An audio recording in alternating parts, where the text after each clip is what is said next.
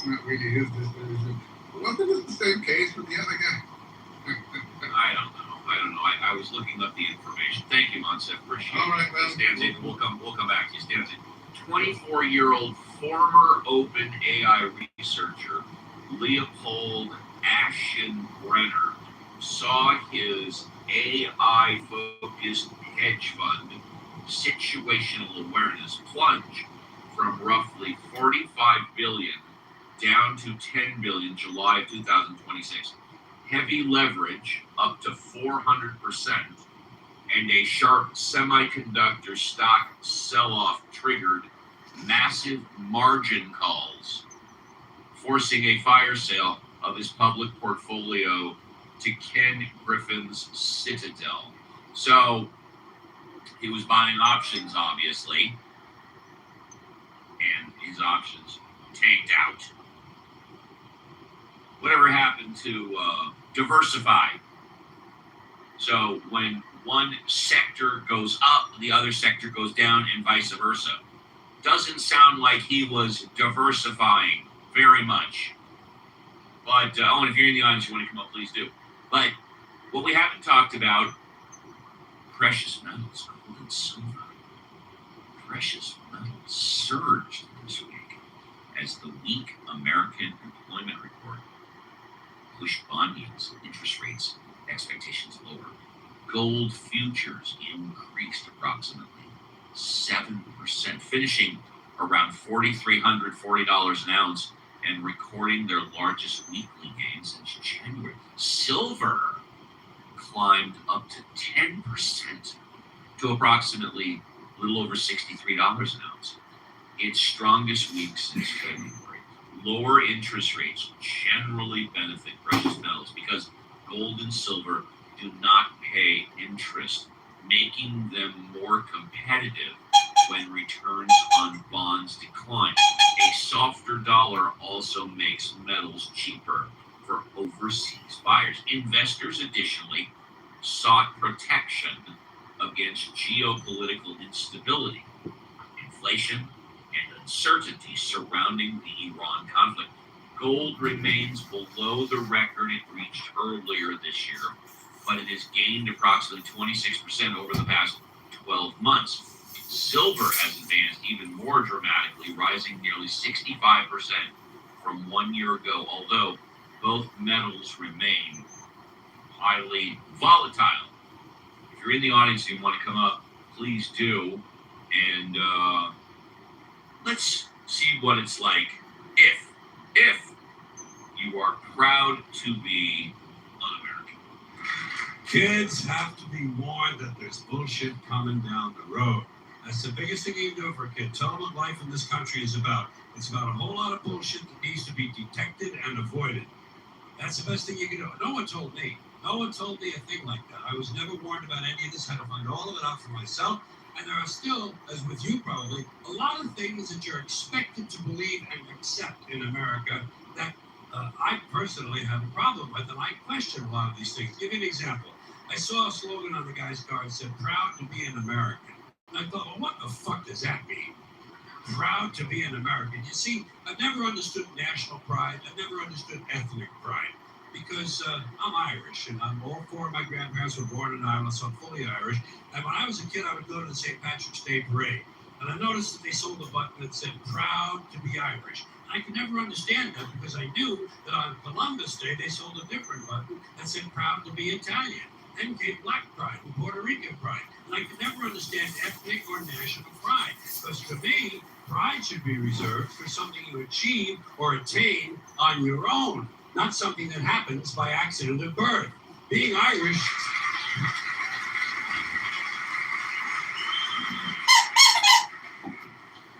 Being Irish isn't a skill.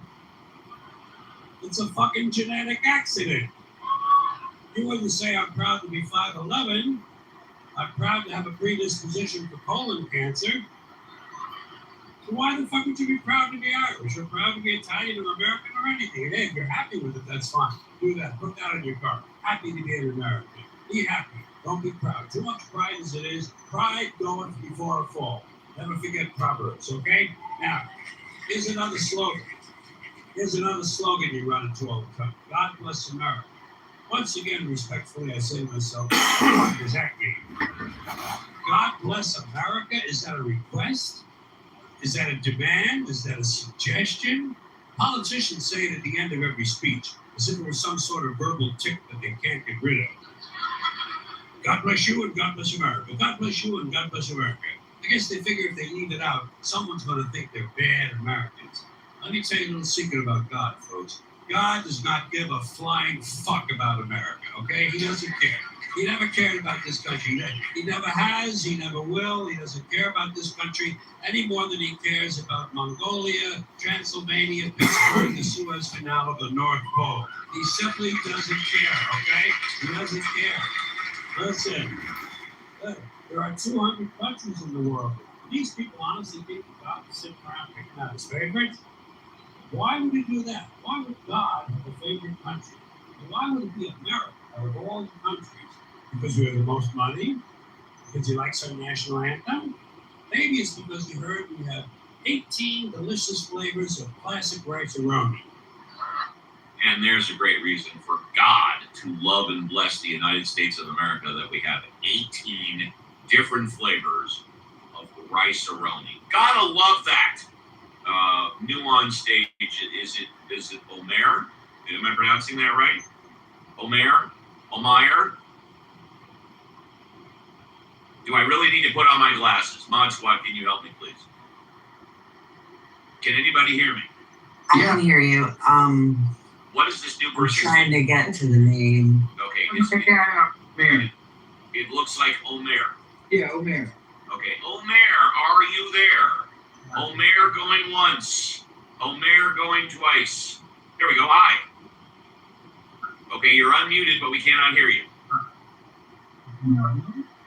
Are you wearing earbuds, earpods, or headphones?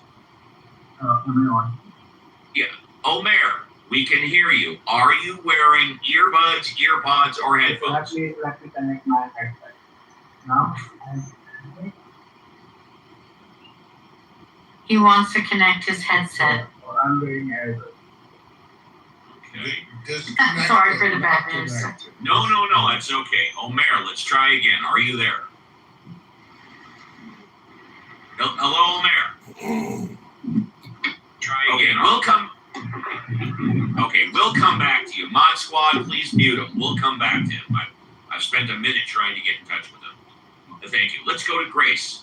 Grace, good morning. Thank you for coming on. It's a pleasure to see you. How are you? I am well. I hope you all are well. It's a beautiful day in the neighborhood. Thank you. And how are you all doing? I am doing great. I know that most of the Mod Squad is doing great. I haven't had the opportunity to say hello to Reverend Scott this morning. I've tried like 3 times, but he's been bouncing in and out, so he's been busy. But he is still scheduled to take over the first half of hour number 3. We'll Actually, find out Steve, soon. he sent a text to you and me. He's at the Yes. dentist's office. He's thinking it's going to be done before his turn to take over, but if not, I'm prepared to. I was going to say, why don't I don't want Reverend Scott to rush, especially if he's got a drill in his mouth, and so let's just give him the day off. Reverend Scott, if you're listening, take the day off. JCC and Violet, would you guys like to run the show for the first half of hour number 3? JCC and Violet. I would love to work with JCC again. Yeah. If, All right, so let's just give Reverend Scott the day off, and JCC and Violet will run the show in hour number 3. Thank you very much. So back to you, Grace. What are you back to me about? Oh, I'm sorry. I was just trying to. I wasn't sure if you were finished speaking. I am. I just wanted to say hello. I'm always so appreciative to be yours. You are very kind, Grace. Thank you so much. Always a pleasure to have you here, especially on stage. Thank you. Thank you. Absolutely. Let's say hello to, is it Alligator or Agate? Hey, good morning. Hey, good morning, ladies and gentlemen. I thought I'd come Good in. morning. How do you pronounce your name? Alligator 7, of course. Alligator sounds good. Good morning. What would you like to talk about? Oh, I thought I'd kick the ball around with some of my favorite people. You know, I love JCC, Alfonso, Marshall, Scott, Steve. You know, I think you guys are cool people. Thought I'd kick it around, get a fresh five. You know, if that's possible.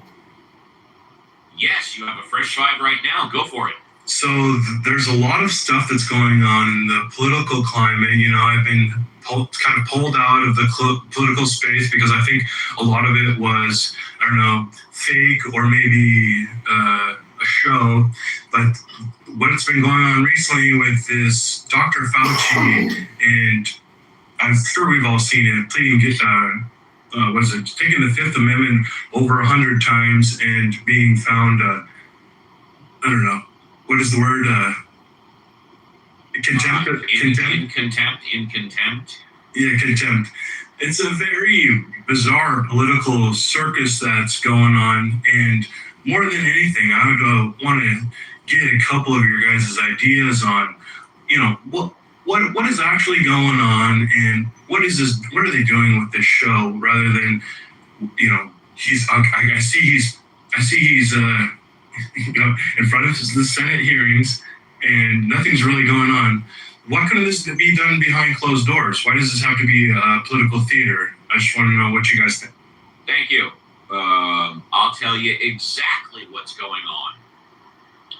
So, Fauci was pardoned for any and all crimes between, I want to say 2008 and 2025, or 2011 and 2025. He basically retired in January of 2025.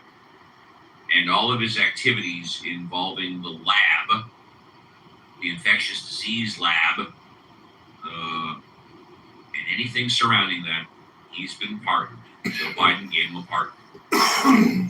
Now, during this process, what is it? Is it the Senate, or specifically who? I forget. Whoever heads up that committee. Mod Squad, who heads up that committee? Rand Paul. Rand Paul, thank you. Rand Paul has been threatening to put Fauci behind bars. Rand Paul has been threatening and stating that Fauci has broken the law, that he has lied, he has misrepresented the truth, and literally responsible for killing hundreds of thousands, if not millions of people. So, and Fauci has appeared before Congress on the record and off the record before. So, Fauci made a statement, 3-minute statement at the start of this, saying that because Rand Paul has publicly said multiple times that one of his number one goals in life is to put Fauci behind bars. And that Fauci, I think he also said that he's received a full pardon. That he's been advised by his attorneys to take the Fifth Amendment, because since he received the full pardon, the only possible goal that this hearing could achieve would be for Fauci to potentially commit perjury, which now would not be subject to the pardon, because it's occurring after January of 2025. So the reason why Fauci is taking the Fifth is because he believes that Rand Paul and the Senate are laying a trap for him to commit perjury. This is why he took the Fifth over, 110 times? Now, I spoke about this earlier, and I'll speak about it now, and I'd love to get your opinion. I think this is a total waste of time. This is a total waste of money. This is a total waste of resources. Fauci is retired. Fauci is 85 years old. Also, I don't believe that Fauci lied to the American public. I don't believe that he's responsible for killing hundreds of thousands, if not millions of people. And if anybody within the sound of my voice disagrees with me, I encourage you to come on up and explain to me exactly what Fauci has said and exactly how him saying that, whatever it is, was responsible for killing people and in fact was a lie. So that's, you asked me what I think, that's what I think. Yeah, I'm glad that I asked that because I wasn't getting any of that from the news. I feel like there's like a hit piece that's going on Fauci right now, and I didn't think it was a political hit piece that you laid out, but it makes sense because Rand Paul does have an agenda against Fauci, and it could be a political smear job. And if you had a pardon, I wouldn't try to give them fire to.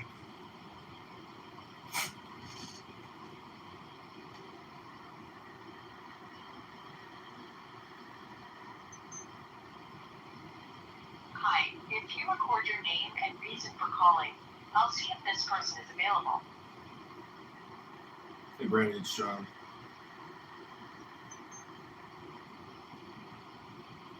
Thanks. Please stay on the line.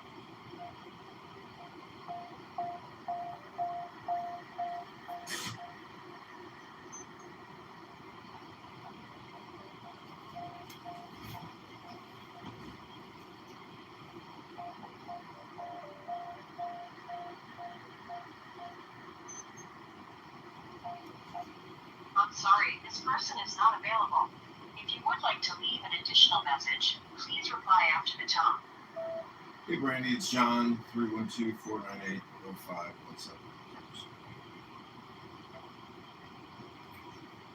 If you are ordered to appear before Congress, or if you're under subpoena to appear, you damn well better appear, which Fauci did. But like you said, he has a pardon. If he's being subpoenaed to violate his pardon, do they have the right to make him violate his pardon? What is going to compel? Violate, yes, no, it's not, if I may, hello, Marshall, if I may. What Fauci is saying, what I believe, is that the only purpose for calling Fauci is not to investigatively find out what happened during COVID. It's to trick him up into committing perjury after his pardon is over, which is January 25, because he's testifying now. So if he commits perjury now in 2026, that is a new crime which is not covered under the pardon. And all of the questions they're asking him are regarding events that took place prior to January of 2025. What's the purpose of questioning Fauci? Is it going to help us Americans figure out already know? Or is it just a witch hunt to, as Fauci said, Rand Paul is on a mission to put him behind bars? That's why he took the fifth. Okay. Thank you so much. I appreciate it. I appreciate you. It is my pleasure. Before we go to John, because Marshall is amazing. Marshall, is there anything you wanted to add? Did I miss anything? Marshall. No, not that I'm aware of. You pretty much covered it all. There you go. Let's say hello to the gentleman who in 2 years is going to owe me a steak and lobster dinner anywhere I want to go, John Mellencroft. Good morning, John. Pleasure to see you on the show. Hi. Oh, John sorry. Mellencroft. Hey, That's all right. That's all right. No Steve. problem. Hey. No, you got that backwards. But you know, well, I guess I came in at the right time. I wasn't going to say anything, but I will just mention. I think you're wrong, Steve. I think that Fauci did lie to the American people. Can you give us one of the lies that he said? Yeah, and I don't know for sure that this is true, but my understanding is that early on, when the whatever they are, the masks that they use in surgery, the really super duper masks, were in short supply and really needed in the hospitals. He told the American public that any old mask would do, that they could just that they could make their own masks. and we didn't really know at that time. You mean for COVID-19 or for Yeah. a hospital? In other words, he told people that they should wear masks, but he said kind of, as I understand it, he said kind of explicitly that you don't need the best masks. So how is that a lie? Well, I think it is a lie, and I say it only because, to my knowledge, it is the most egregious lie he ever told the American How is it a people. lie at all? Well, I think it's a lie because they really it's a. Let me agree with you. I don't think it's much of a lie. Okay. But I say it only because I think if you wanted to look for something where he shaded the truth, I think it's the most egregious example you can find. And How I say did he that's, shade the truth by that statement? well, okay, well, never mind. I mean, people can make up their own mind whether he did or not. Okay. But I just challenge anybody to come up with anything that approaches closer to a lie than that. And I think that given that fact, yeah, go ahead. How about that you are not an expert in physics and you never were a professor in physics? How about that? No. I mean things that Fauci said during COVID. He's on trial for lying to the American He's people. not on trial, but Well, I he is understand what you're saying. basically. Yeah, and they haven't produced the law. Welcome, Mountain. You just heard a brief sample from the Steve Bell, Casa de Bell. So you're saying that I'm so weird, bro, and is it the ashwagandha that's telling you to think that way? Because to me, the ashwagandha saved my life, bro. And without your suggestion to purchase ashwagandha gummies, I don't think I'd feel as good as I feel right now. And I know I wouldn't be alive if I didn't take the ashwagandha gummies. It was the ashwagandha gummies that saved my life. I don't know what.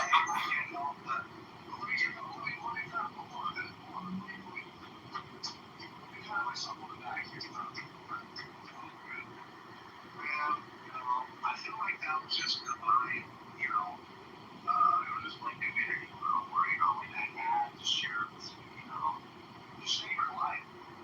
So I don't know if you know this, but ashwagandha is also known as Withania somnifera. Its core active chemical compounds include steroidal lactones known as withanolides, alongside alkaloids and saponins that drive its adaptogenic effects.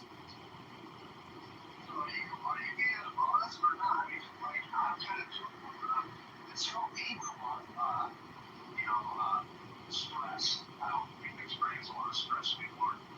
I kind of was getting out of stress already later than I were. This is really helped me a lot. They say black pepper also does the same thing. It's anti-inflammation, anti-stress, all thanks to the Native American tribe, the Black Hawk tribe, discovering ashwagandha. It's actually the reason why the Americans were fighting so hard to take all the land from the Native Americans was to get to the ashwagandha roots, so they didn't have to feel stressed and they didn't have to suffer from inflammation. That's the history of the world. That's what Mark Zuckerberg and Priscilla Chan are doing right now with the Priscilla Chan Zuckerberg Institute. Because they help spread the mass vaccination of our population with poisonous spike proteins, they've actually created the Priscilla Chan Anti-Inflammation Institute, and I wonder if they've given serious consideration to ashwagandha. No, it's multi-purpose medication. They don't even want us taking this shit. Because, it's like, why are you so hard to feed? Anything else that's not, the pharmacy, that's a pharmaceutical company that, monopolize or control. So, I don't know. I don't like ashwagandha. It's nice, it's kind of adds to my life. So you said I'm really weird, bro. And I'm just wondering, what is it about John Kitover that makes you think that I'm weird, as opposed to actually just being a cool, nice, handsome, rich guy, who's classy, has got an intelligent brain. And when people call me weird, I don't even get offended. I just say, well, did it take you this long to figure that out? Because don't you know about Doctor Strange? Who do you think I am? I'm Doctor Strange in the flesh. It's not the biblical about it. I think anybody who records people all day and deals with that thou shit all day, it's just strange to me. I don't think you're a bad person. I don't think you're, I don't see. What makes you think I listen to it all day? Like, it's in the background in a recording studio while I'm in a different part of my place working on something. And who are you to have an opinion? See, you don't even listen. The whole thing deals with not having an opinion, and that's the great way. It's when you stop to take a moment and say, oh, what a weird guy. You yourself get taken out of your own life with your opinion, and then so that's your failure. That's your faux pas, is not just being the silent observer of life and the miracle. You have this opinion problem. You're like an opinion addict, and all I'm trying to do is point out the logical and philosophical fallacy of being an opinion maker. That's not creation. What I'm doing is a recording studio. I'm in the recording industry. It's a recording industrial complex, brother. Haven't you seen He-Man? Don't you know that He-Man is a movie? It's a recording of pictures, sounds. It's a business. What do you think I'm doing over here? I'm running a business. Is that weird? Is that weird to be in industry? To be a corporate recording titan? How? I'm doing it right now. We got dozens of people watching this YouTube live, and they're saying, what's this all about? Who are you? You're a part of this show, whether you like it or not, Dr. Ashwagandha.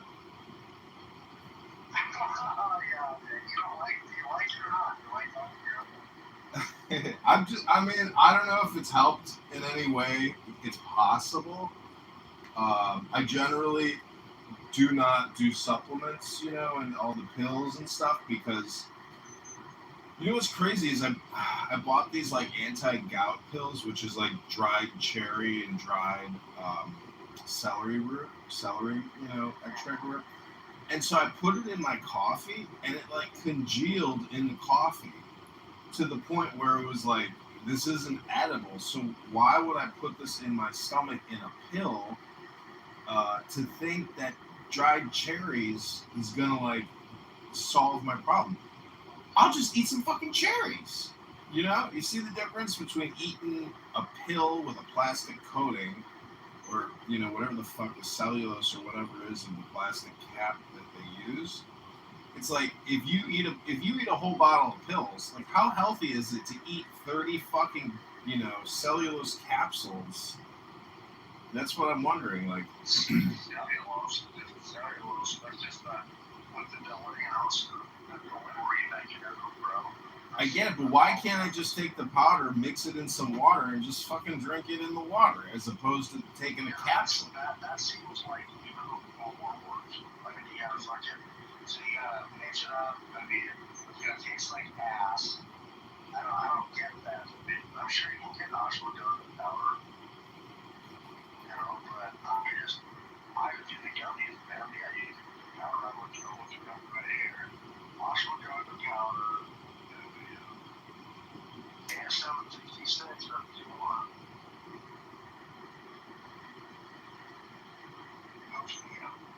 You're also live on TikTok. Are you on the TikTok?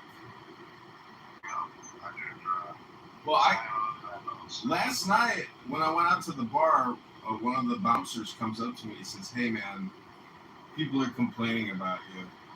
And I said, "Really? What are they complaining about?" And he says, they say you're recording them." And I said, "They say I'm recording them right now?" And they said, "No, earlier you were recording people." I said, "Like in an interview?" And they said, "No, you were fucking recording people." And I was like, "Oh, okay." And he's like, "But I'm not saying you were recording people. People are just complaining that you're recording them, but I don't know if you're recording them or not." And I was like, "Okay." So guess what I did? What? I left the bar. I just left. And then I went down the street, and one of my constituents was like, "Mayor Kitover!" And I said, "Hello, voter, fellow citizen." We got somebody that wants to co-host the live stream. Welcome to the John Kitover podcast. Oh, she canceled. All right, we're going to take you back to a brief sample of what I call the NFR. It's not NPR. It's called NFR. You can try to figure out what it means. N-word, F-word, R-word. Those are the three words you can't say in the English language. N-word, F-word, R-word. You can't say either of those three words. And I was shocked because I was in Politically Correct with Hattie and First Lady and Band the Gut. And can you believe it? Somebody said the R word. And I was like, they were talking about vaccines and autism. And I said, doesn't she know you can't say the R word? But nobody corrected her. Nobody. In a room full of N words and F words. Nobody corrected the African American woman who was openly using the R word repeatedly in discussion about vaccines causing R word. What do you think about that?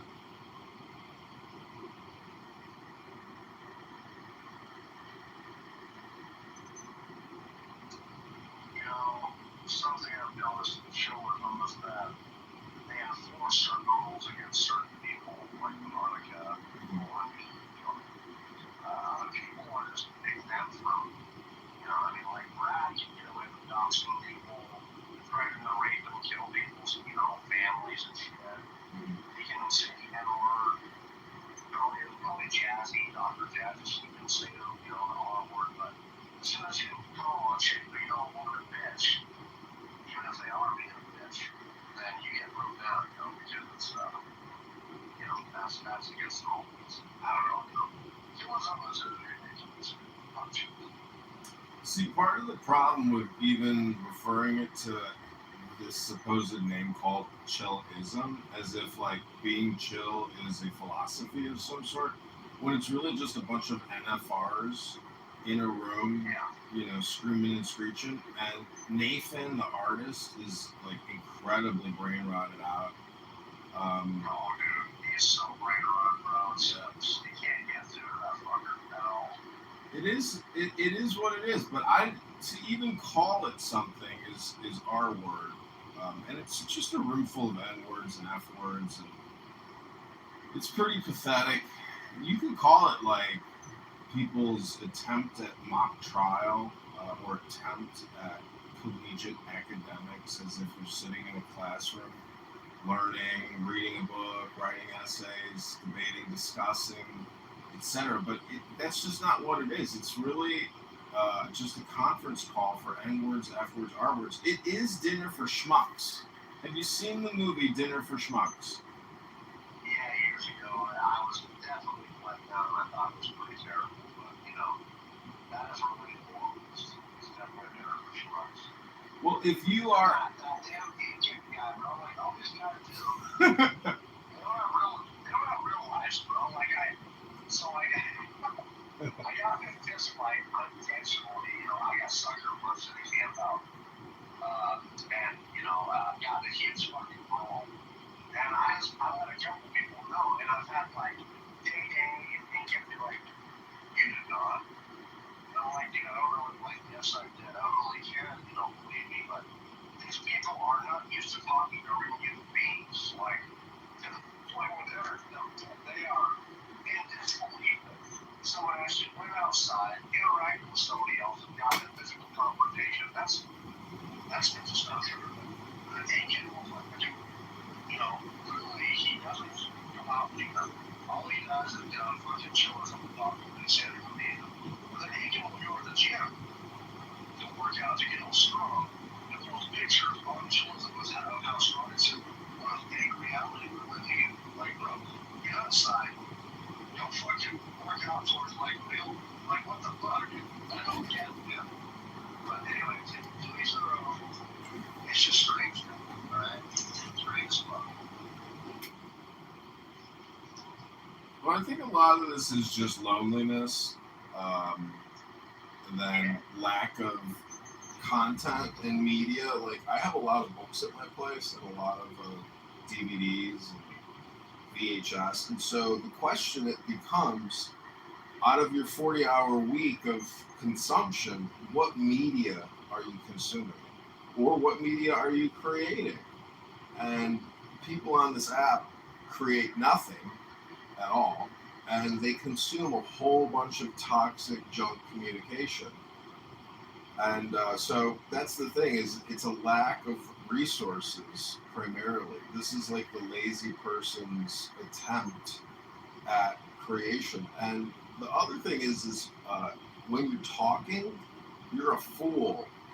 And fools talk, and they often fool people with their talk. So what we have happening in these conference call rooms is, it should be called chillism. It should be called foolism. That's really what's happening. Is, can we fool you with our talk? And they are fools because they're talking by definition. That's the definition of a fool, is you're talking. So that's why I think everybody, including you and me and Brad and Monica, everybody's worthy of mockery because by definition they're foolish for even talking there. So that's the way to process and understand dinner for schmucks. I rest my case in the mock trial. Hello? Do you have any final closing statements before I put Steve Appel's Casa de Appel back on, where they're talking about Fauci? Yeah, I got a plan. I sure do. Okay, Ashwagandha, Dr. Ashwagandha, thanks for being on the show. Dr. Ashwagandha, if any of our customers, aka voters, aka viewers, want to get in touch with you in order to order one of Dr. Ashwagandha's world famous ashwagandha gummy bottles, how can people go about doing that, Dr. Ashwagandha? You go to the App Store and you look up ashwagandha. Make sure it's KSM 66. KSM 66. Thank you, Dr. Ashwagandha. I return you back to Dr. Steve Appel's Casa. And last warning, the one thing I don't want to do is drop you to the goo. So for the second time, please wait your turn. Yeah, thank you, Norma. So my question is, now I'm not painting anything. I'm just asking, how the fuck does that make sense to a thinking person? Now, I'm sure there's a reason. That's what I'm looking for. What is going on? How do those people? It seems like contradictions are something that we like strive to avoid. So I'm just trying to find out why everyone isn't just seeing this as a blatant, strangely clandestine contradiction. Because I didn't vote on this. I didn't vote on this. Did I vote on this? Right. Okay. Thank you very much, Honey Badger. If anybody would like to come on up and answer Honey Badger's question or talk about anything else that they would have on their mind, come on up, raise your hand, and you can have a fresh five. And fall on you in turn. Yes, we go in a queue so everybody gets their chance to get their point of view out there. So and did I really get 5 minutes? You got past 5 minutes, Honey Badger. You actually got about 7.5. I didn't have a timer. Yeah. So, Nexia, welcome. Glad to have you. How are you doing today? Correct, but it is correct. I have run into numerous people with the same first name, and so I decided to add my middle name. And it turns out it's a little bit unpronounceable to some people, which is no shame. It's a foreign middle name, Sita. But yeah, I think you should rethink that as my handle. I might have the advantage of my voiceover reading it to me as a blind person. It does read it as Meg Sita. Well, yeah, I get pronunciation right. It's All right. as well. Oh gosh, what was I gonna say? I guess I'll with reference to Honey Badger, to the I was gonna say a couple minutes because I forget actually what I came up to say. I have a very good friend here, and his family is very much a part of the Israeli government. And I remember asking him some questions as to sort of the direction that things were headed. And after hearing sort of a lot of the history, he's a little bit older. I asked him a question. I said, so my understanding was that the founding of Israel in 1948 was it was a secular democracy. It appears to have shifted significantly away from that. Would the attacks that typically happening be have something to do with it? And he said, absolutely. The secularism that was founded in 1948 seems to have, the leftists seem to have really just turned into a more right wing because they're constantly being under threat. So that's something that made a lot more sense to me. Well, you know, you could be peaceful and democratic and very, open and leftist when you're more stable. But if you're constantly under attack, you might get some more of the people who talk about defense and they're sort of is in power now.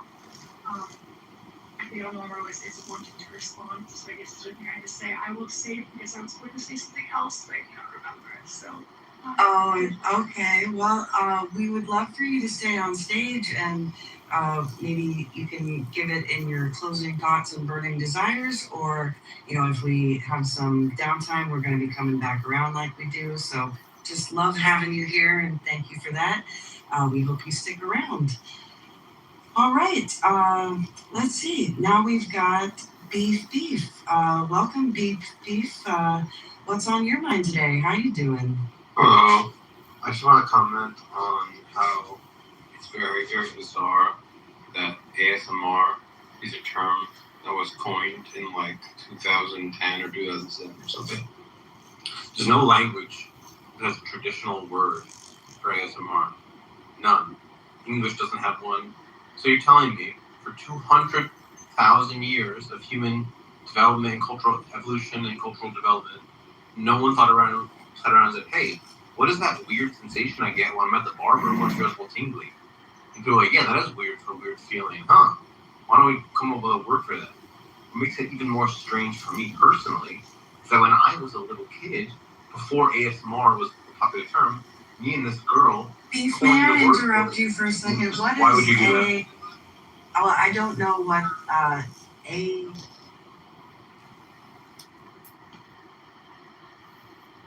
Brandy. How are you doing? I'm good. Just sipping some coffee.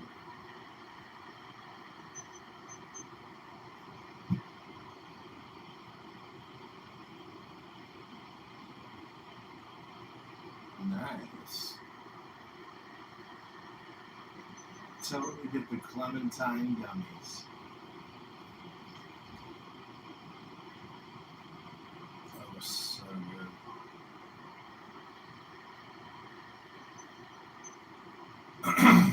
Well, you get some good hybrids, some good sativa, and a package of those clementine gummies.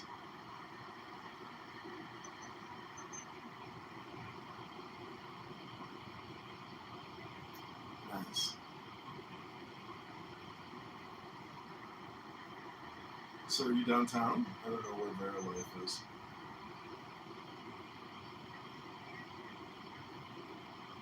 Mm.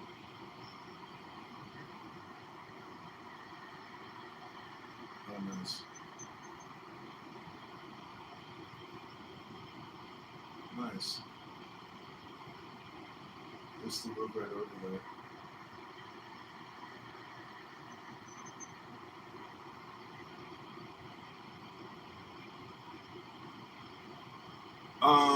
No, I didn't have a great view, but what was nice is living by the zoo and then jogging through the zoo every day and then jogging through the gorilla exhibit.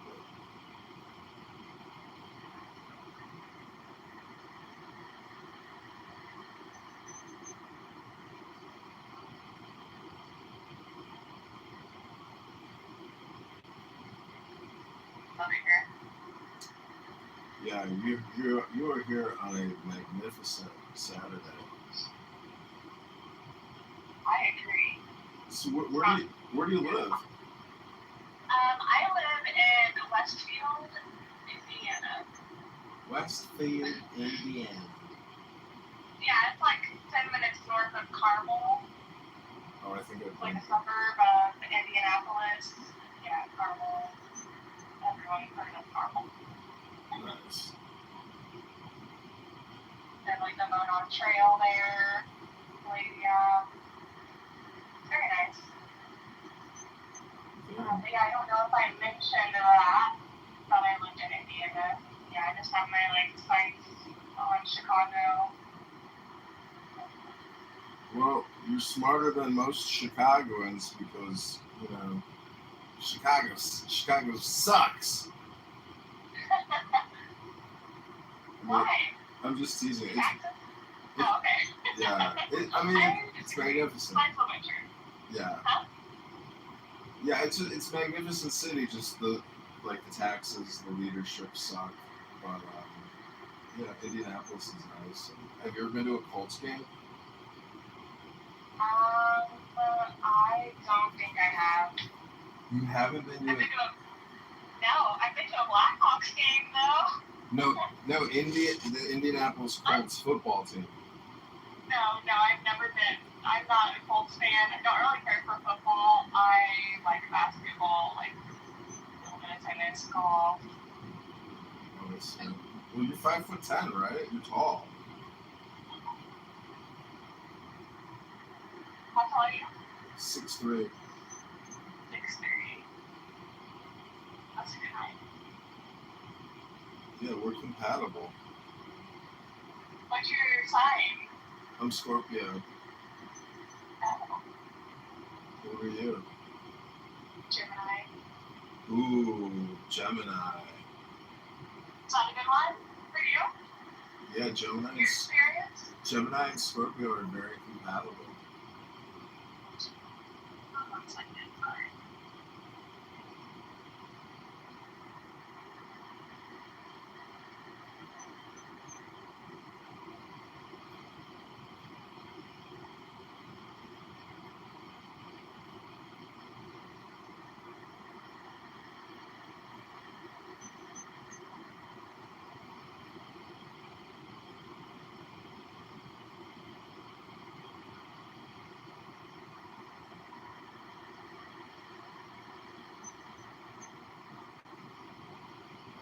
Sorry, my friend came out of the dispensary and we're trying to figure out what we're gonna do. It's only 11:28. He says he's ready to picnic. We'll go blaze. It's time to blaze. If you got that herb. Yeah, he's got that too. I don't overdo it though. Do you want to get together this evening? What about like tomorrow afternoon? Would that be okay? I'm sorry, so my niece lives up here. She's like 22, and I don't see her too often. But she wanted to spend time with me today, and a couple weeks ago, I was supposed to see her and we didn't get to. So Yeah, I don't know how long she'll be with me, but we can play by ear. You got the whole day, so just text me and let me know if you have downtime and we want to get together. okay, so you're like right downtown? No, I'm on northwest side, kind of close to O'Hare. Oh, so like how far are you from like I'm like 35 Lincoln minutes. Park? 35 minutes. Okay. boy. Okay. Well, yeah, we'll definitely, if we plan something, we'll have it set in stone, so you're not wasting your time. Okay, sounds good, Brandy. Looking forward to meeting you. Okay, but could we plan, like, tomorrow afternoon, maybe, like, 2? Yeah, absolutely. Do you have work? Maybe? Do you want to play some tennis or go to the beach? I'm not very good at tennis. You could probably show me a couple things. Yeah, We did want to go to the beach. The Dock restaurant at Montrose Beach is fantastic. It's right on the beach. Oh, really? Yeah. Like, went past there. Yeah, maybe the beach.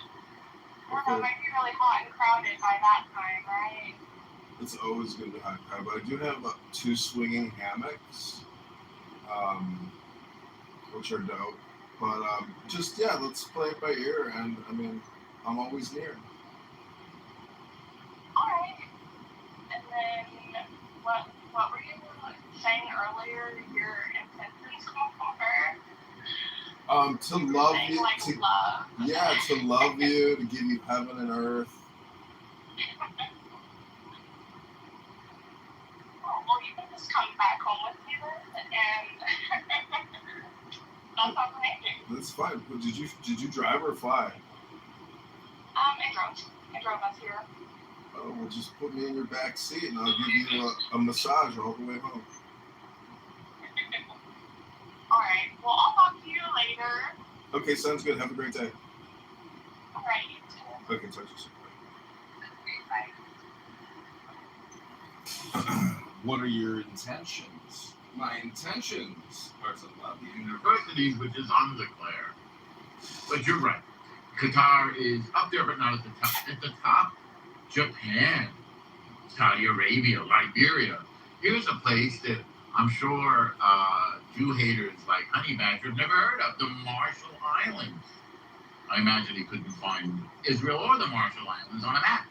Or Liberia. Do you even know what I don't think Liberia Israel is has or a what? Well, there's another wrong piece of bullcrap. Oh, where is it? There's China. There are many maps of Israel. I urge you to get one. There's China. There's Bermuda. There's the United Arab Emirates. All of the top countries in donations to American politicians. Those evil Marshall Islanders. They're such capable allies. They're so formidable in battle when we want to go to war. So, I mentioned South Korea as one of the top donators to American politicians and lobbyists. And I recall the war that my father fought in. I have his flag from his coffin right up here on my table. Why did we send my dad, who was 6'5.5", and they stuck him in a little APC armored personnel carrier, an amphibious one? Why did we send all of these boys to fight for those, excuse the expression, slanty-eyed Koreans? Why are those Koreans controlling our minds? Why do they control the banks and the video games? 36,574 Americans died in the Korean War. Why would we do such a thing? We spent between 340 and 475 billion with a B in contemporary dollars monies on those Koreans, those slanty-eyed Koreans. And now we have 25,000 troops stationed between North Korea and South Korea. Why are we endangering our boys? Why do we have 5,000 bases? Sorry. Sunflowers. Why do we have 5,000 bases? I took it on sunflower seeds. Project American power. And yet not one base in Israel? Shocking. Bases in Saudi Arabia, Kuwait, Qatar, Bahrain, and 0 in Israel? But I thought I thought the Jews were controlling our brains and our pocketbooks and our bank and the music industry. So, friends, I'm sure you see from my little set of facts, all of which are verifiable, that the bizarre obsession with Jews and our country, Israel, is nothing more than a form of racist hate. Israel is by far not the biggest donator. Israel is, as we're seeing now, a very capable ally. That's what the president has called it, our most capable ally. And we have gone to war for other nations. We're not going to war for Israel now. We invaded Kuwait for one purpose only in the first Gulf War, and that was to kick out Saddam Hussein from Kuwait. We've never done anything like that for Israel. We've never sent troops to go and fight for Israel. So the emphasis on the Jews in Israel is strictly a question of racist hate. And we've heard a wonderful display on that on the stage. I'm sorry. And I hope that we have disinfected the swine who just grunted for us because that was swine. No, I was just. I hope we have. You snorted like a swine. On mute. It's Norm's turn. Don't lie. 60 I seconds. was just going to say, Yeah, I'm I'm ready ready. 60 seconds. Yeah, I'm ready to wrap it up. Yeah, go ahead, Wayne. After our chorus from the swine on the stage with his Jew hate.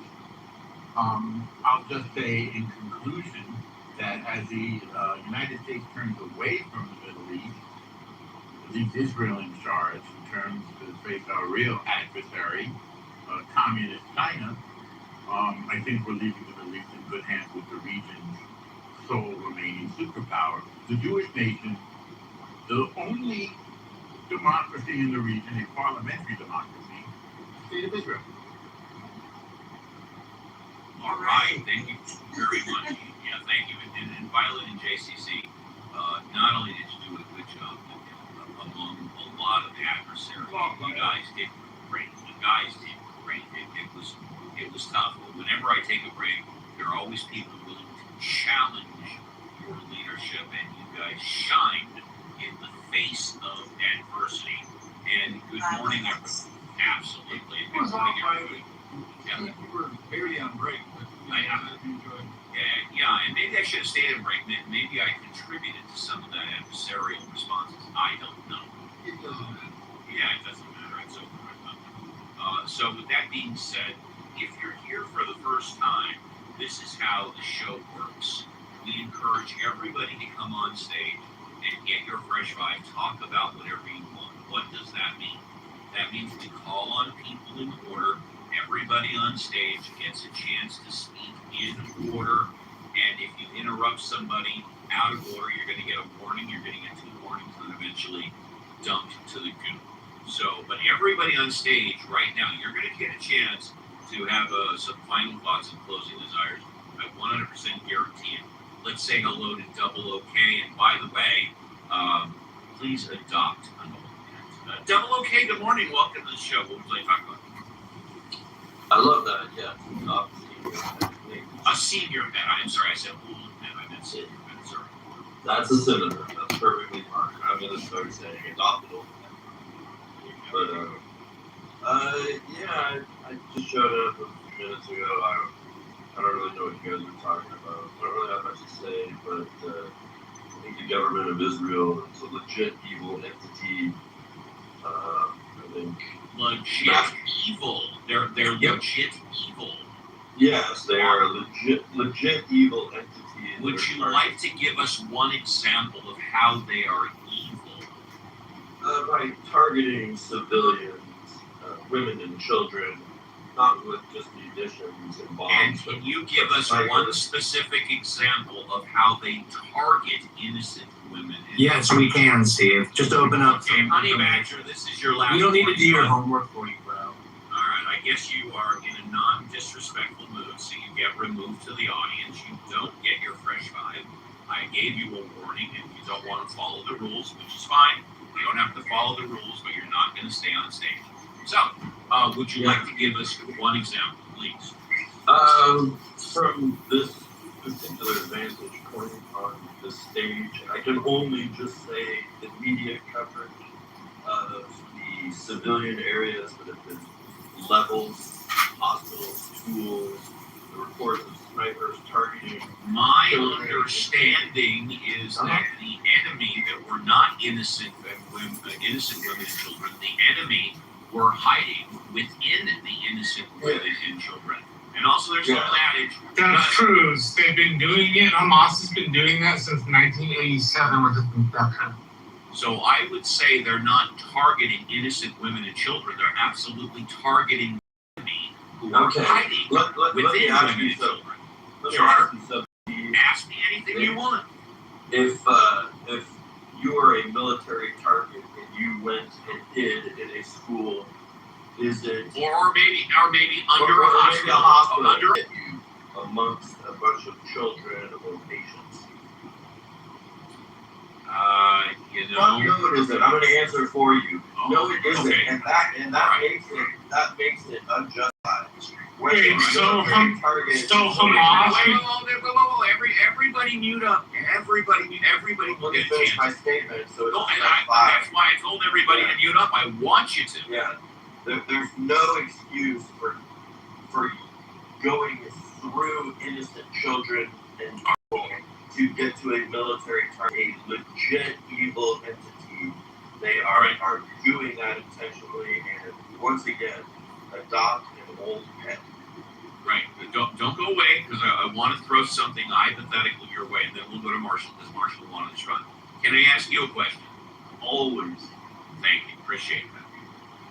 So let's say hypothetically that a mass murderer, serial killer, who has been known to kill many people, came in and just raped and murdered your entire family. I mean, like last night. Yes. And then that serial killer who's killed other people and raped and murdered your entire family went to a school and was hiding in a classroom with around 20 or 30 kids, which, by the way, is not necessarily that unrealistic, because we've had serial killers who have shot up schools.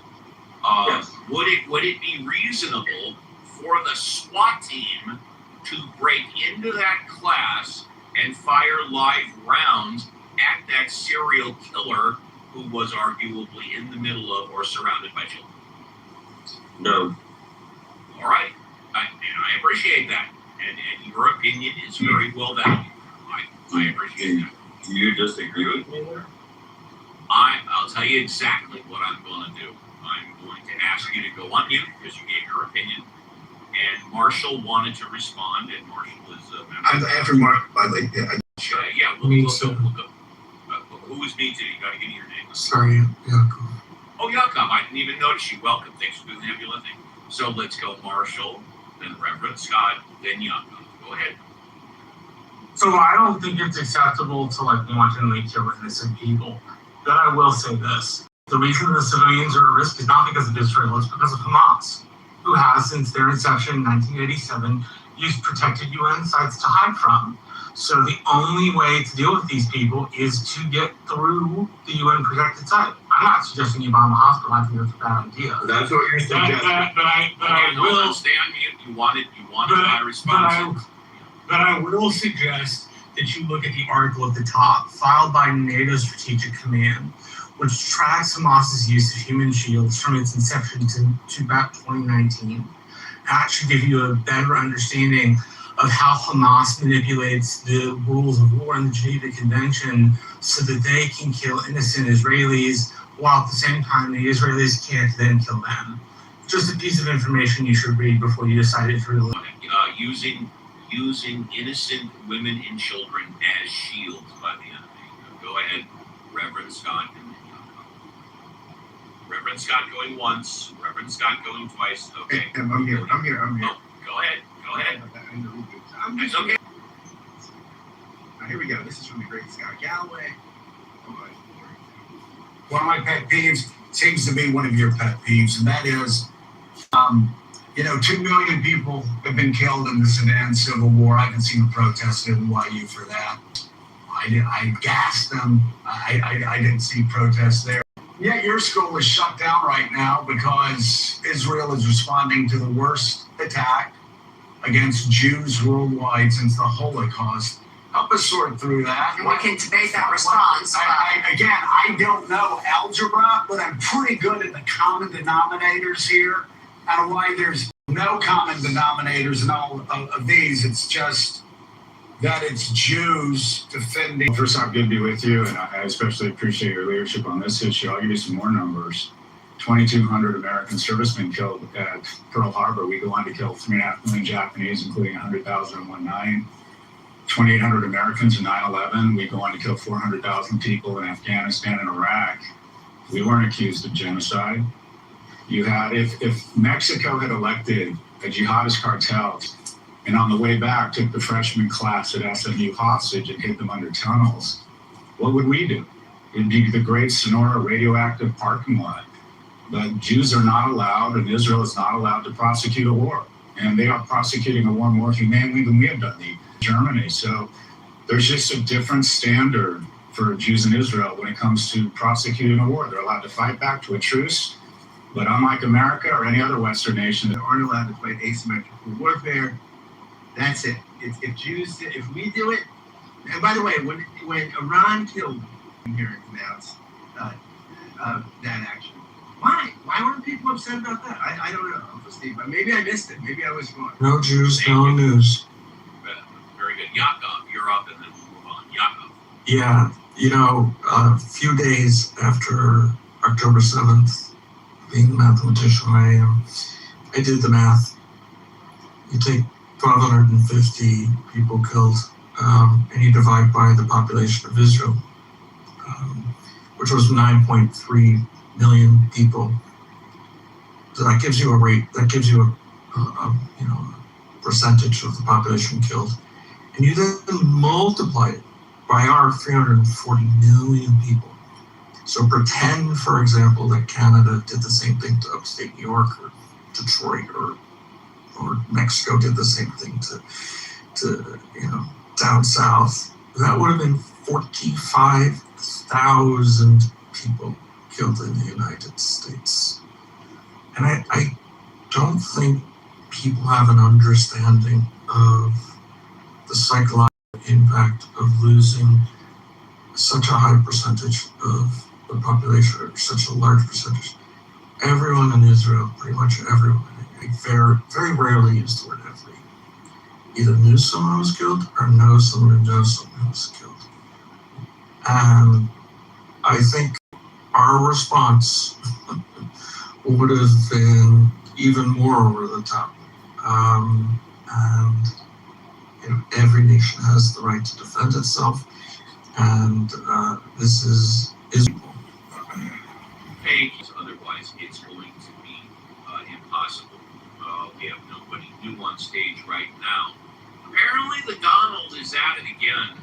President Trump renewed his efforts to restrict birthright citizenship this week, issuing 2 executive orders aimed at narrowing who automatically becomes an American citizen at birth.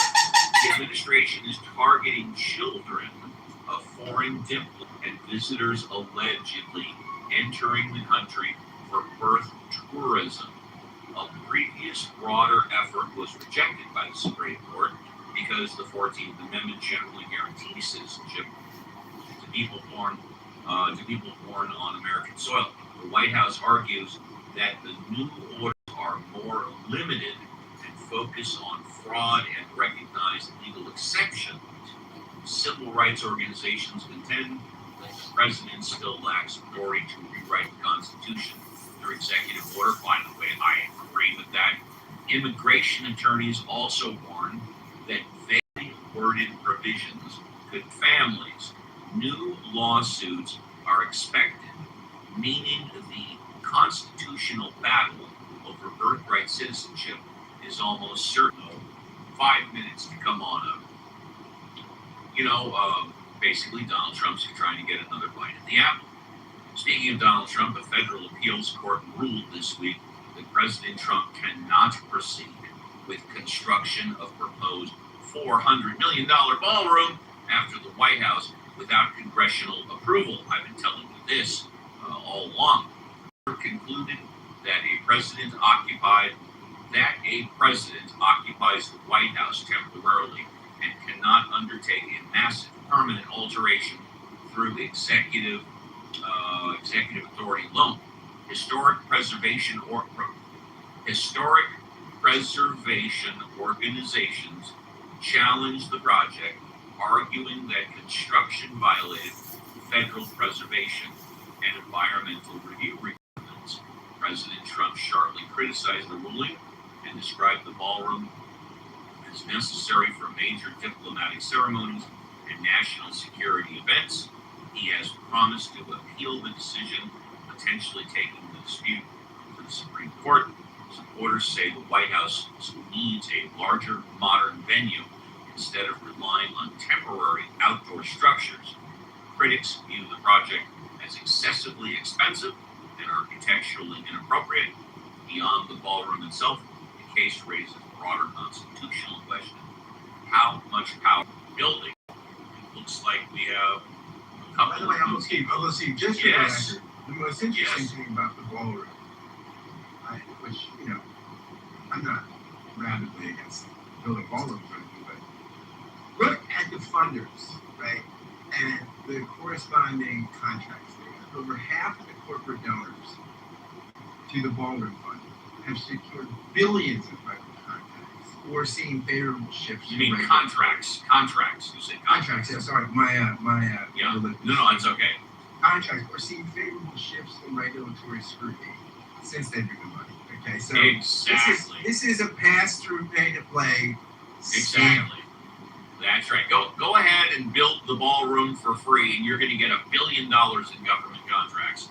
Absolutely no question about it. Housekeeping issue. Don't bring anybody else up on stage. Let's say hello to Adam. Adam, pleasure to have you on the show. I love hearing your takes. What's going on? Adam going once. Adam going twice. We'll come back to Adam. Let's say hello to, Leroy. Leroy, good morning. Welcome to the show. Good morning. I have a question, and the question Good. is I probably have an answer. yes, and the question is to be educated. I'm listening to the conversation, right? Well, I love to educate people. Okay, so I'm wondering now, because I'm always thinking outside the box. It's just the way my brain works. I'm always thinking outside the box also. So, you ever heard the phrase "great minds think alike," baby? I think we do. I think I have. There you go. So could it be that, is it possible that people may be using the word genocide, not because it's Jews doing it, right? Could it be the proportionality, right, of the Hamas, right, which is way less than civilians, right? So some people are using the word genocide because it elicits an emotional response. Please continue. Yeah, and it does. Yes, that's the bottom line. But is it because they think that they see so many unarmed civilians not able to defend themselves in harm's way, and they consider that an imbalance of justice? Is it possible that they think like that? It could be, but you were talking about genocide just for Israel? Or were they consistent when the United States invaded Iraqis in Iraq? Was that person who was talking about Israel committing a genocide? Did they say nothing and only have something to say once it was about Israel? Or, more importantly, if you look at the definition, it says destruction in whole and part, with intent. Now, Srebrenica, in Bosnia-Herzegovina, I think 2,900 people were killed. That was declared a genocide retrospectively, and the perpetrators of that were tried for genocide. It was declared a genocide because there were written orders to kill all the Muslim inhabitants of a village, Srebrenica. So it, in general, has nothing to do with the size, and has everything, because the word in part doesn't mean you have to wipe out everyone, just means some group. it has to, the word intent is, I think, the defining portion of the convention language. Yeah. Let's give Leroy a few more minutes because we're coming to the end of the show. Go ahead, Leroy. Yeah, and I think those kinds of conversations or these discussions need to be had, because I think that people think of say there are many, say there's like 2, 3, 4, I'm just using numbers. Say there's 2,000 Hamas, right? Maybe more. Say there's 2,000, but there's hundreds of thousands of people, right? So if hundreds of thousands, within that 100,000, more than what you can imagine is in the crossfires to get to a couple of thousands, I think that's where people may have the question. They could be wrong about calling it genocide because it's Jews, or they could be feeling that it's proportionately doesn't seem to be. We're not going to do this now. Wait a minute. Let me have I think we have an open mic on squad. If you can take care of that, that'd be great. Leroy, give you another. Yeah. So I'm just wondering if that little slither of a thought process could be interjected, because it becomes, it's because of the Jews why we're doing it, and it's not because people are thinking, oh my God, all these innocent people are in the crossfires, and there's not many Hamas that's worth all those people. You understand what I'm saying? Yeah. They're not. All those people are not worth dying to get to Hamas. There's a question. Okay, hang on just a second, Marshall. Marshall, hold on. Okay, Leroy, I'm assuming you're good. Yeah. Just that was my ultimate thought process. Buddy, I totally appreciate it. I don't need to be rushed. We're coming down to the end of the show. Got you, buddy. Thank you. First class escort to the VIP. Let's go to Adam. Adam, are you there? Yeah, there we go. Hi, Adam. You get a fresh ride. Good morning. I don't need five. I just wanted to respond to the birthright citizenship. You missed. Yeah, you got it, buddy. Thank you. You missed one of the big things he's trying to do, which is restrict the ability of children born in U.S. territories, Puerto Rico, Guam, U.S. Virgin Islands, from automatically getting their citizenship documents. I think it's that if you were, I didn't know that if you were born in an American territory, such as American Samoa or Puerto Rico, well, Puerto Rico is not necessarily a territory. It is a territory. Yeah, it's not a state, it's a territory. So do you get American citizenship if you're born in the Virgin Islands? Yes. And you can move to New York or Baltimore or anywhere. Instantly. You don't need to. So you get a passport, everything. So Trump's. That's why I love this show. I learn something new at least once every show. Trump's executive order is to restrict the ability of children born in these places from getting their citizenship that they earned by they get by birthright, right? I mean, come on. I mean, first off, this is going to get knocked out. I mean, this is like obviously racism, because who are the majority of the people in U.S. territories? They're non-white, overwhelmingly, right? Like, I mean, almost all of them. I refer to them as Caribbeans, but obviously they're not. Hold on, is it Pacific Islander or is that something completely different? That's American Samoa. Yeah, that's American. Okay, so the U.S. Virgin Islands is like overwhelmingly black, right? Puerto Rico is overwhelmingly Hispanic people. Yes. Right. I mean, this is unconstitutional. We'll get knocked down, but like, let's call a spade, right? This is obvious U.S. territory. What are we talking about here? You can't even pretend that this is anything but racism. Because as long as they've been territories, they've always had citizenship. This is not new, right? Right. So, that was just the one of the things that I read this morning about it. I'm not saying that you did it on purpose. Just I forgot to mention that part of the executive order, which is certain to not be able to stand. I will take responsibility for it, but I'll blame ChatGPT. In other words, I tell ChatGPT to give me literally give me a 30 to 60 second read on the top 10 news stories of the week, and that was what came up. So right. But I'm fully responsible for what I read. I just don't have No, it's not. It is. I mean, there's a lot of bullshit in those executive orders, so it's fine to overlook it. This is a Stephen Miller special, obviously. We know who Stephen Miller wants to be citizens and who he doesn't want to be citizens, and anybody who's not like Stephen Miller doesn't view as a legitimate participant in the United States. Interesting. Cool. Did I read that? Did I? I don't think I read it. Did I? Or did I? No, I did. Yeah, you did. Narrowing. Yeah, I did. Cool. Are you good, or did you want another minute? Oh, no, I think I'm good. I totally appreciate it. Always a pleasure. And again, as always, I learned something whenever you give your take. Thank you very much. First class escort, VIP. Norm, would you like to say goodbye? Norm, would you like to say goodbye? Steve, parting yet again. This job is such sweet sorrow. It's a thankless task, baby, but somebody's got to do it. My favorite moment today.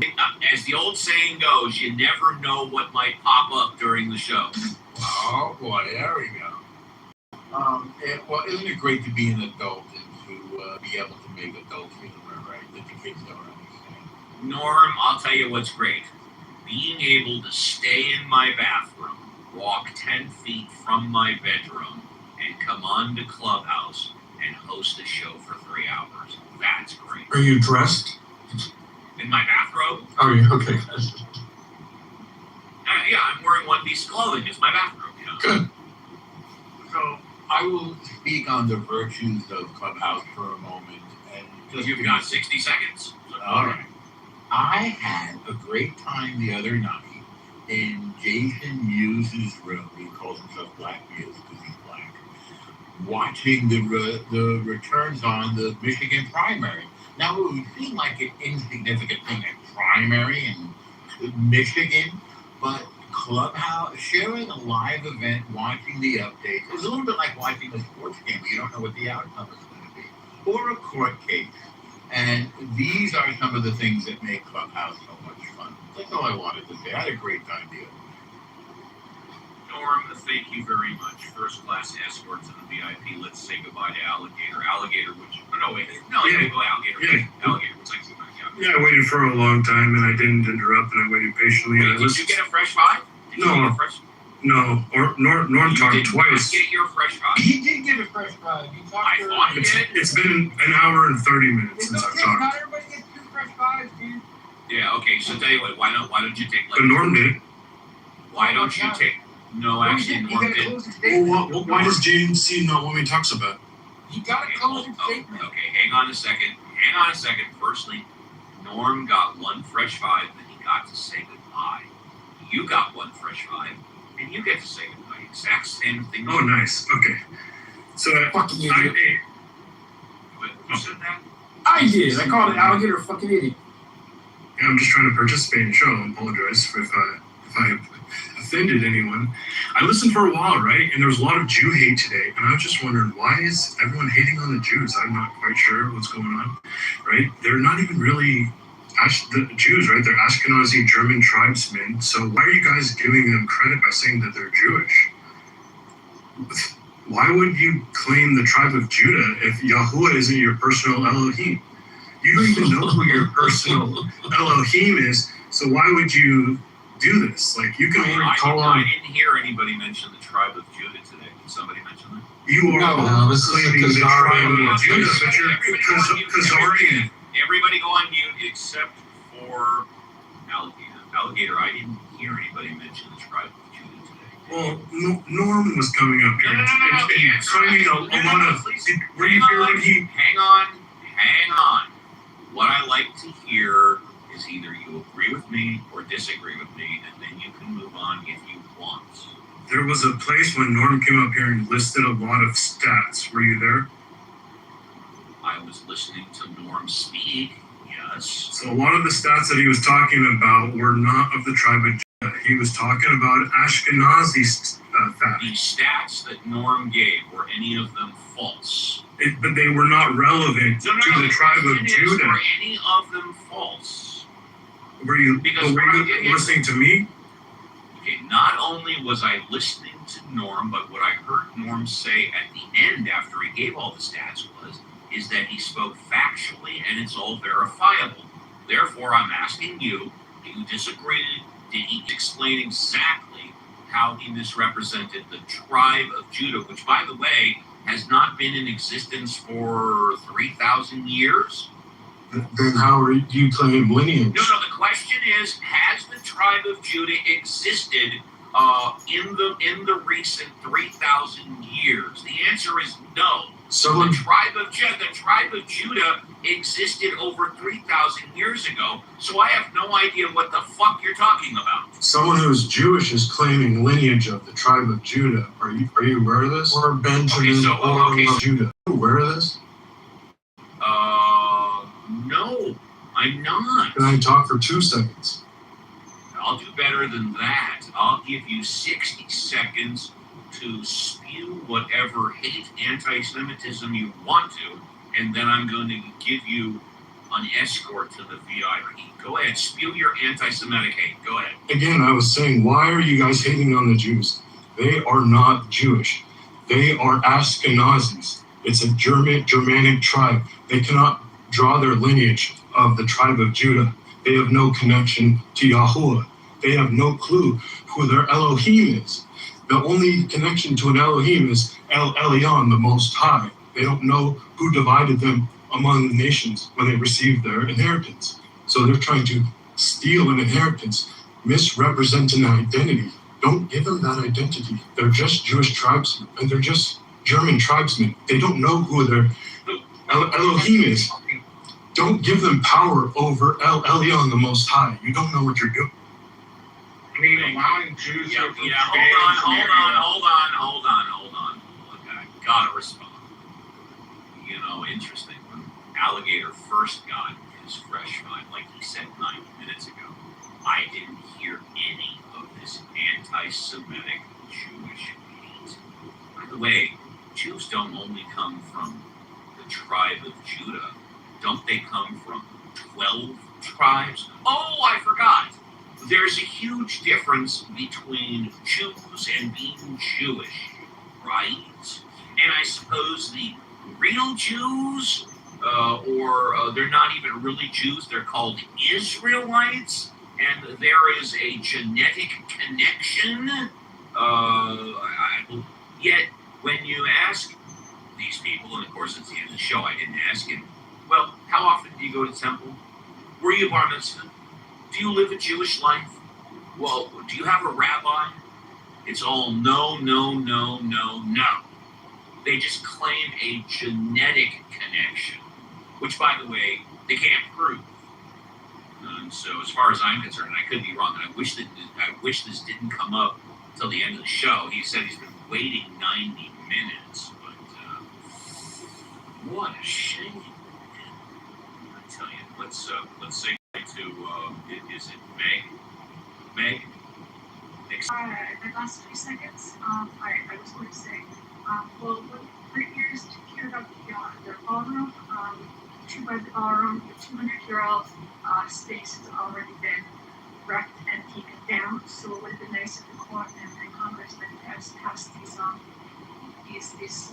words before the 200-year-old building was knocked down and demolished for empty space. Anyways, and I wanted to also say, so the conversation was about Fauci. I do want to also say the conversation did not go over next. I went to in person today on Epstein, Fauci. And then that's all I have to say. Thank you very much. Thank you. First class escort to the VIP. I'll comment. Again, this show, this clubhouse room, has been in existence going into 6 years right now. We don't run clickbait titles like other clubhouse rooms. Not that it's good, bad, right or wrong. That's just not what we do. We leave it up to you guys to bring up the topics. Whether or not you want to bring up Epstein Island, whether or not you bring up Fauci, or whether or not you want to bring up your anti-Semitic, Jew-hating bullshit. As long as you're respectful, you can bring it up. But I don't decide what we talk about. Chris, would you like to say goodbye? Chris, would you like to say goodbye?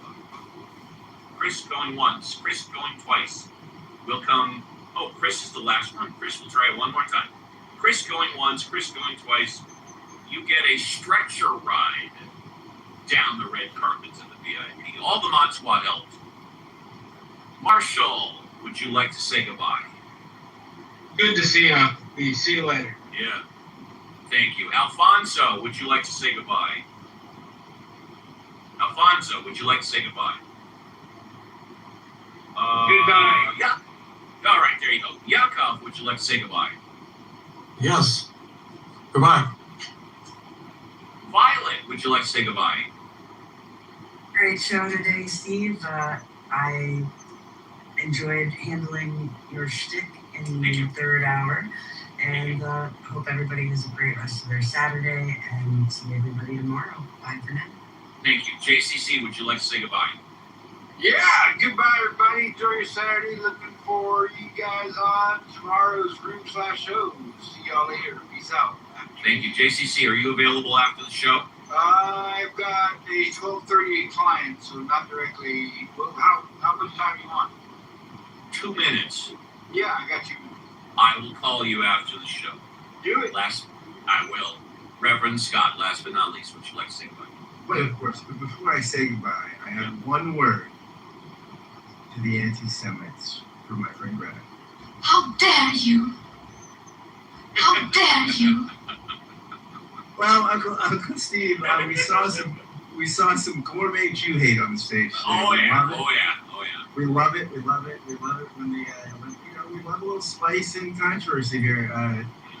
Yeah, so it's great to see everybody, and I'll see everybody tomorrow. And my lip will not be numb by then, but I got some great dental work done today. We love it.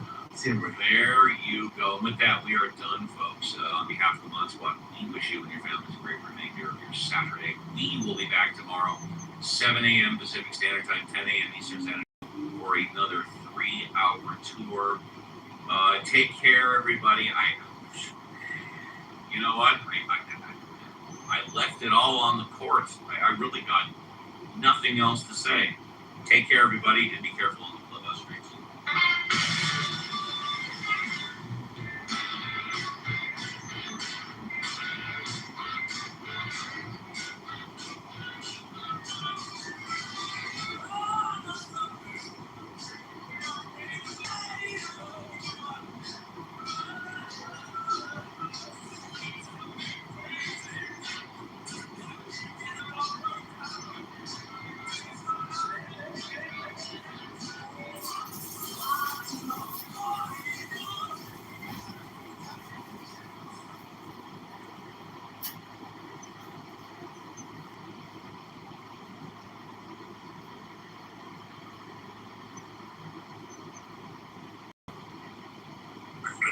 We do that another time. Voter ID and it's proof of citizenship. And I think you can't get any more basic than that. In other words, we want to see your citizenship. We want to make sure that you're a citizen to vote. We like photo ID just to make sure, because the elections are rigged in this country. The elections are a mess in this country. And that was proven in 2020. And it's been proven elsewhere. Look at the recent election that took place with the Spencer Pratt in Los Angeles. All of a sudden, I mean, they came from nowhere. It looked like he was in the runoff or easily in the runoff. The other one was, the third place was a woman nobody ever heard of. She's crying, I didn't make it. She didn't